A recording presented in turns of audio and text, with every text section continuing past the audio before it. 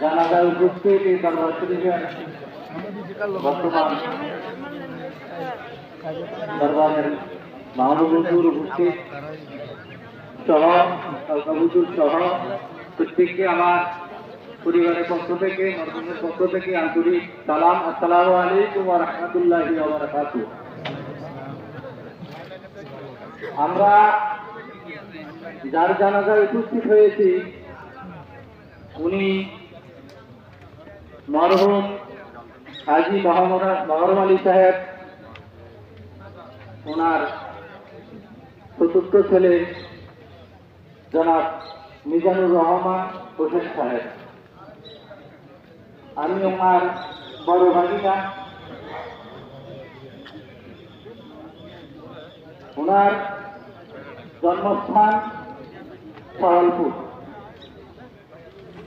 ওনার সামাজিকতার হিসাব বিশ্বপুর। ওনার মামার বাড়ি শাহপুর।